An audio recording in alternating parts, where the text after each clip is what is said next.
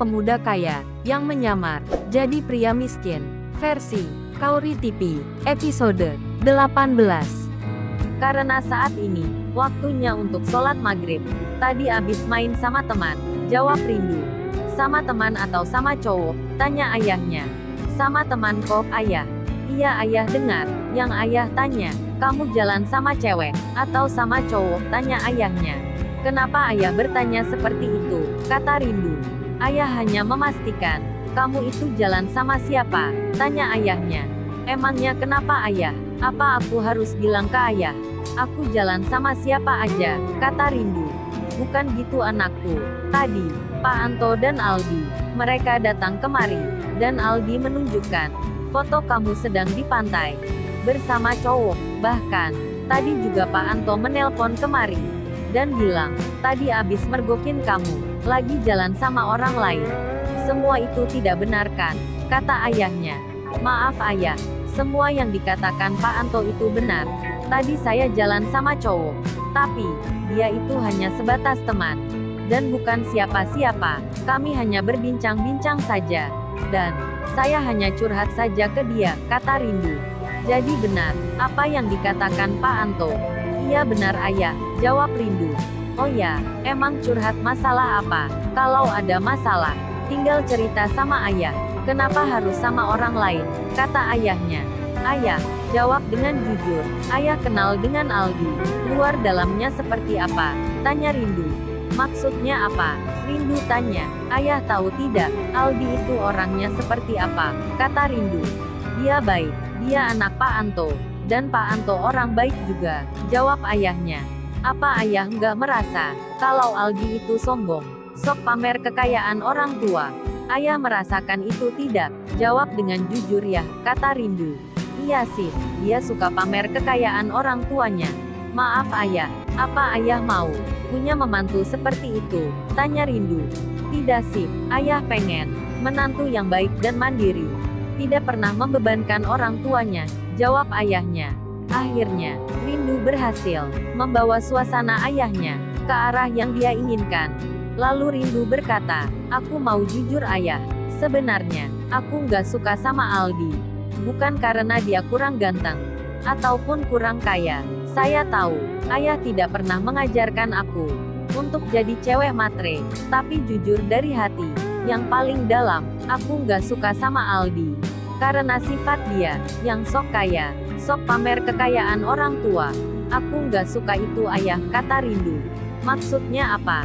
Sebenarnya apa yang ada di pikiranku? Tanya ayahnya. Aku mencintai seseorang ayah, kata Rindu. Ayahnya pun terkejut ketika mendengar bahwa putrinya itu punya pilihan sendiri. Lalu ayahnya berkata, Rindu kan tahu, ayah bisa jadi seperti ini. Itu karena jasa Pak Anto. Ayah dibantu oleh Pak Anto. Kamu ingatkan, kata ayahnya. Lalu ayah menjual aku demi jabatan ayah. Ayah egois ya, kata Rindu. Sambil berjalan masuk menuju ke kamarnya. Kemudian, Pak Kades pun mencoba menghentikan Rindu. Anakku, bukan itu maksud ayah. Ayah merasa nggak enak. Posisi ayah merasa terjepit. Bagaimana ayah ngomong sama keluarga Pak Anto kalau pernikahan ini dibatalkan? Kata ayahnya. Tanpa berkata apa-apa lagi, Rindu langsung masuk kamar dan mengunci pintu kamarnya. Ibunya pun mendengarkan perbincangan tersebut. Lalu Pak Kades berkata, Ibu, sejak kapan ibu berada di sini? Kata Pak Kades. Sejak dari tadi Pak, apa Bapak tega membiarkan anak kita menikah dengan orang yang tidak pernah dicintainya? Kata sang istri.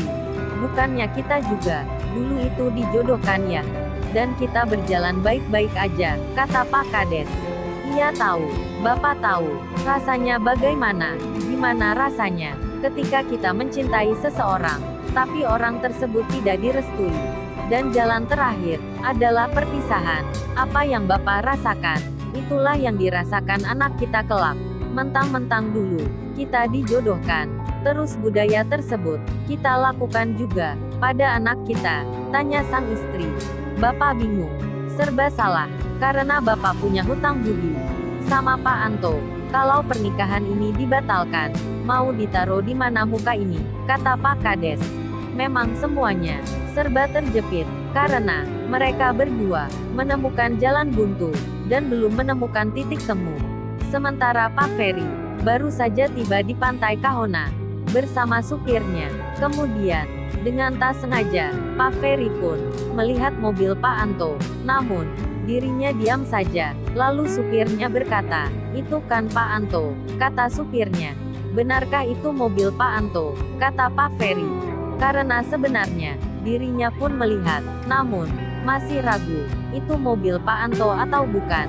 Sehingga, dia berpikir positif saja. Tidak mungkin kalau Pak Anto itu ke pantai tersebut. Namun, ketika sang supir berkata tersebut, dirinya pun mencoba meyakinkan hatinya, dan berkata, "Benar, apa yang kamu katakan? Bahwa itu Pak Anto?" tanya Pak Ferry. "Iya benar Pak, itu mobil Pak Anto. Kira-kira dia ngapain ya? Berada di tempat ini," kata Pak Ferry, yang bertanya pada supirnya. "Saya kurang tahu Pak, mungkin beliau sedang liburan, atau mungkin beliau hanya makan saja. Soalnya, beliau kan dari resto yang itu Pak," kata supirnya, sambil menunjuk ke arah resto yang berada di pinggir jalan, yang lokasinya tidak jauh dari pantai tersebut. Lalu Pak Ferry berkata, "Mudah-mudahan dia kesini hanya sedang liburan saja," kata Pak Ferry. Karena dirinya khawatir dengan sang tuan muda, sebab sang tuan muda juga sebelumnya bercerita bahwa berada di tempat tersebut, apalagi di pagi tadi telah berurusan dengan Pak Anto. Rasa khawatirnya pun mulai terasa, sehingga dirinya segera masuk ke pantai. Sementara supirnya, dia menunggu di depan, atau tepatnya di pinggir jalan. Ketika berada di dalam pantai, Pak Ferry pun bertanya-tanya pada orang yang berada di lokasi tersebut, sambil menunjukkan foto Randy. Namun, orang pertama, orang kedua, bahkan orang ketiga pun yang dia tanya, tidak ada yang melihat Randy ataupun mengenali Randy. Pak Ferry pun langsung mengelilingi lokasi pantai tersebut, karena informasi sebelumnya bahwa Randy berada di pantai. Karena rasa yang mulai tidak enak, sehingga Pak Ferry berinisiatif untuk menemuinya. Namun, setelah berputar-putar, dirinya tidak menemukan Randy. Lalu, dia berhenti sejenak, dan berkata, "Kemana ya, kok tidak saya temukan? Apa sudah pulang kali ya?" kata Pak Ferry, sambil melihat ke sana kemari, mencari Randy berada. Setelah sekian menit, dirinya pun memutuskan untuk kembali lagi ke mobilnya. Dia berjalan pelan-pelan, dan tetap sambil tengah tengok kanan dan kirinya. Namun, hasilnya masih nihil. Dia tidak menemukan Randy, dan akhirnya beliau tiba di mobil. "Maaf Pak, apakah sudah ketemu dengan orang yang Bapak cari?" kata sang supir. "Tidak, saya tidak ketemu. Maaf Pak, kalau boleh tahu, mana sih orang yang Bapak cari itu?" tanya sang supir. Kemudian, Pak Ferry pun menunjukkan foto Randy. "Ini orangnya," katanya, "tadi siang berada di sini. Tapi, setelah saya cari, kok tidak ada ya?" tanya Pak Ferry. "Mungkin sudah pulang kali Pak," kata sang supir. "Bisa jadi sih," jawab Pak Ferry. "Apa perlu saya cari orang tersebut Pak?" "Iya, silahkan, kalau mau cari," kata Pak Ferry. Kemudian, sang supir pun mencari keberadaan Randy di pantai Kahona. Dia pun langsung keliling-keliling ke tempat tersebut. Bahkan, lokasi terpencil pun ia datangi, karena dirinya itu memang sudah hafal banget dengan lokasi pantai tersebut. Dirinya berinisiatif mencari itu, karena dirinya tidak yakin kalau Pak Ferry itu telah mencari ke semua sudut pantai. Namun, setelah terjun sendiri untuk mencari Randy, bahkan sudah ke semua sudut pantai dicari oleh dirinya, namun hasilnya sama, tidak menemukan Randy. Kemudian sang supir pun kembali lagi, dan setibanya di mobil, sang supir pun berkata, "Maaf Pak, sudah saya telusuri semua, bahkan ke semua sudut-sudut pantai. Sudah saya cari, namun orang yang Bapak cari itu tidak ada di pantai Pak. Mungkin beliau sudah pulang," kata sang supir. Pak Ferry pun terdiam sejenak. Lalu sang supir berkata lagi, "Coba Bapak hubungi nomor teleponnya." Dan Setelah mendapat saran dari sang supir, Pak Ferry pun langsung menghubungi Randy. "Halo." "Iya halo juga. Maaf Pak, ada apa ya?" kata Randy, yang menjawab melalui telepon selulernya. "Begini, Bapak ada di pantai nih." "Masih di pantai? Atau sudah pulang?" tanya Pak Ferry, yang menanyai keberadaan Randy saat ini. Lalu Randy berkata, "Maaf Pak, saya sudah pulang. Sejak 1 jam yang lalu," jawab Randy. "Oh gitu, pantesan dicari-cari nggak ada," kata Pak Ferry. "Kan saya sudah bilang bahwa tidak usah ke pantai. Karena tadi saya bersama seseorang," kata Randy.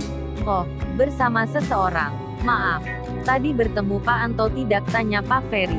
"Emangnya kenapa Pak? Ada apa dengan Pak Anto?" tanya Randy. "Tidak ada apa-apa sih. Cuma khawatir saja. Tadi pagi kan, kalian berdua pernah bertikai. Jadi Bapak takut Tuan Muda kenapa-napa?" tanya Pak Ferry. "Iya tadi bertemu Pak Anto. Cuma tidak ada masalah apa-apa kok," jawab Randy, untuk memastikan bahwa dirinya tidak ada pertikaian yang berasal dari masalah tadi pagi.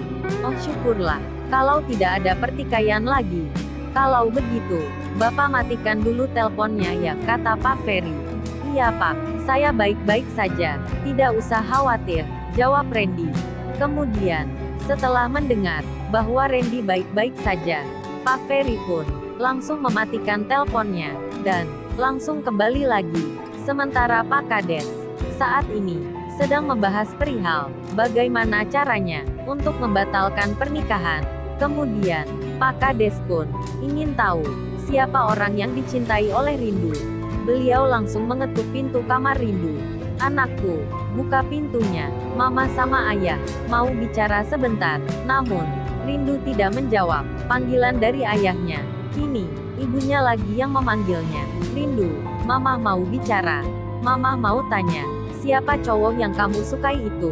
Kalau boleh, kenalkan ke Mama," kata sang ibu.